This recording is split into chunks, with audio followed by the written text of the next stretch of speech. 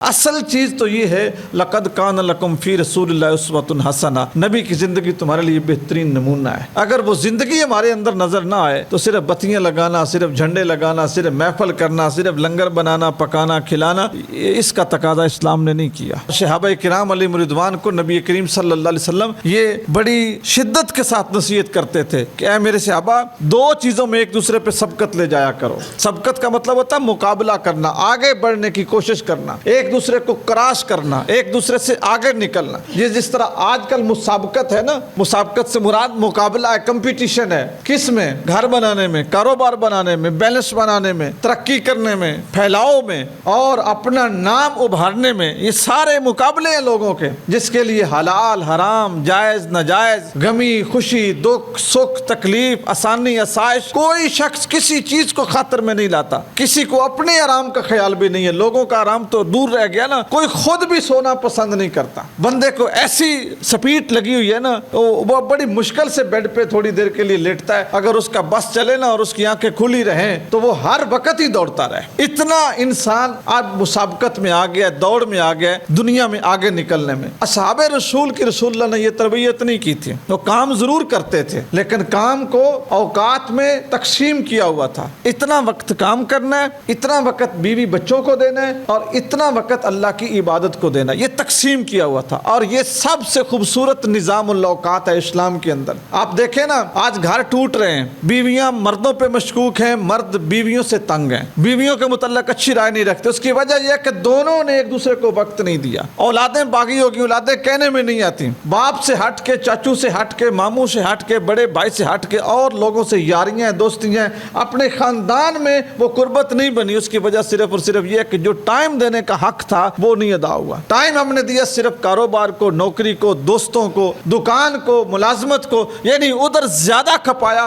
دنیا تو زیادہ کما لی لیکن رشتے بھی ضائع کر دیے، صحت بھی ضائع کر دی، عبادت بھی ضائع کر دی۔ تو صحابہ کرام کے یہ نظام الاوقات نہیں تھے۔ تو حضور ان کو جو مسابقت سکھاتے نا، مقابلہ کرنے میں، وہ دو چیزوں میں سکھاتے تھے۔ نبی کریم صلی اللہ علیہ وسلم ارشاد فرماتے، میرے صحابہ ایک دوسرے سے سبقت لے جانے کی کوشش کرو۔ کس میں؟ نمبر 1 غلام آزاد کرنے میں، نمبر 2 یتیم کی کفالت کرنے میں۔ جہاں پہ تمہیں کوئی غلام ملے جو اپنے آپ کو آزاد نہیں کروا سکتا، اس کے پیسے دے دو، اس کے آقا کی مدد کرو، اس کا ترلا کرو، سفارش کرو اور اس انسان کو آزاد کرو۔ اس میں مقابلہ کیا کرو۔ اور پھر صحابہ ایک دوسرے کو بتاتے تھے کہ اس ہفتے میں نے اتنے غلام آزاد کیے۔ حضرت عثمان بن عفان رضی اللہ تعالیٰ عنہ بڑے فخر سے یہ بات کہتے تھے، بڑے فخر کے ساتھ کہتے تھے، جب سے میں نے رسول اللہ صلی اللہ علیہ وسلم کا کلمہ پڑھا ہے، جب سے، یہ نہیں کہ انہوں نے بڑا لیٹ پڑھا تھا، اسلام میں چوتھے مسلمان ہیں۔ پہلے مردوں میں حضرت ابوبکر صدیق ہیں، عورتوں میں حضرت خدیجہ الکبریٰ ہیں، بچوں میں حضرت علی المرتضیٰ ہیں، غلاموں میں زید بن حارثہ ہیں، اور اس کے بعد اگلا نمبر حضرت عثمان بن عفان کا اولین مسلمان، پہلے مسلمانوں میں سے۔ فرماتے جب سے نبی کریم صلی اللہ علیہ وسلم کا میں نے کلمہ پڑھا ہے، اللہ نے مجھے اسلام کی دولت دی ہے۔ آج تک میں نے ایک بھی جمعہ کی نماز اس وقت تک نہیں پڑھی جب تک میں نے ایک غلام خرید کے آزاد نہیں کیا۔ سادہ لفظوں میں غلام کو خرید کے آزاد کرنے کا مطلب کیا ہے؟ کسی مجبور کی زندگی کو آسان کرتے۔ تو حضور ان دو چیزوں میں جو مقابلہ تھا نا، اس کی تلقین فرماتے صحابہ کرام کو، ایک غلاموں کو آزاد کرنے میں کہ لوگوں کی زندگیوں کو آسان کرو، اور دوسرا یتیم کی کفالت کرنے میں۔ حضرت عائشہ صدیقہ رضی اللہ تعالی عنہ، آپ نے حضور کے سامنے ایک اپنا مشاہدہ بیان کیا، اللہ کے رسول آج میرے ساتھ ایک واقعہ ہوا ہے۔ پوچھا عائشہ کیا ہوا ہے؟ کہا یا رسول اللہ، گھر میں صرف ایک کھجور تھی، صرف ایک کھجور۔ ایک سوالی عورت آئی ہے، اس نے کھانے کو مانگا ہے۔ جس طرح میں نے پہلے کہا نا، جب کوئی کھانے کی بات کرے نا، گھر میں تھوڑا یا زیادہ ہے، اس کو کھانا ضرور کھلاؤ۔ ہاں، پیسے ذہن نہیں مطمئن ہوتا نہ دیں، کھانا ضرور کھلاؤ، ممکن ہے بھوکا ہو۔ کہتی ہے اس نے کھانے کی بات کی، اللہ کے نبی صرف ایک کھجور تھی،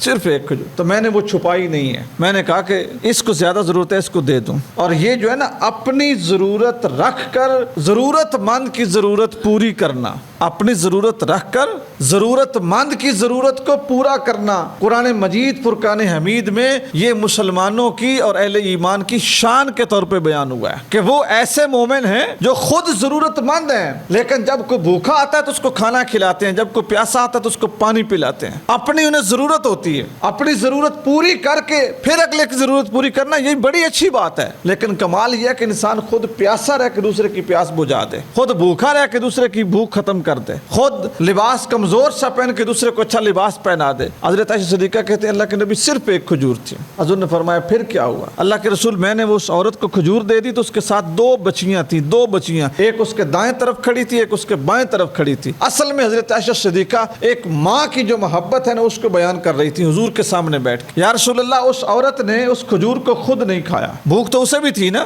اگر بچیاں بھوکی تھی تو یہ تو نہیں کہ ماں نے کھا لیا اور اگر بچیوں کو نہیں دیا تو سوال ہی نہیں پیدا ہوتا۔ ماں تو خود بھوک برداشت کرتی ہے اور اپنی اولاد کی بھوک جو ہے نا اس کو نہیں دیکھ سکتی۔ کہا اللہ کے نبی، اس نے کھجور پکڑی، اس کو چیرا، گٹک نکالی، آدھی کھجور دائیں بچی کو دے دی، آدھی بائیں بچی کو دے دی۔ اللہ کے نبی میں اپنی آنکھوں سے دیکھ رہی تھی، حضور سن رہے تھے۔ اور پھر حضور نے حضرت عائشہ صدیقہ سے کیا فرمایا؟ فرمایا عائشہ گواہ ہو جاؤ، وہ شخص جس کو اللہ تعالیٰ نے بیٹیوں سے آزمایا، کیونکہ ان بچیوں کا باپ تھا نہیں، فوت ہو گیا تھا، اس لیے وہ عورت مجبور ہو گئی تھی کہ مانگ کے تو ان کی خوراک پوری کرے۔ تو یہ یتیموں کے حق میں بھی حدیث رسول ہے، لیکن وہاں پہ حضور نے بچیوں کی بات فرمائی۔ فرمایا اللہ تعالیٰ نے جس شخص کو آزمایا بیٹیاں دے کر، اور اس شخص نے ان بیٹیوں کی کفالت یعنی خوراک، رہائش، دوائی، ٹھیک ہے، علاج، معالجہ، یہ ہوتی ہے کفالت۔ فرمایا ان کی اچھی کفالت کی، اچھی تعلیم دی، اچھی تربیت کی، پھر فرمایا ان کو عزت کے ساتھ رخصت کیا، کسی اچھے انسان کے ساتھ اچھی جگہ پہ ان کا رشتہ کیا۔ حضرت عائشہ فرماتی ہیں حضور نے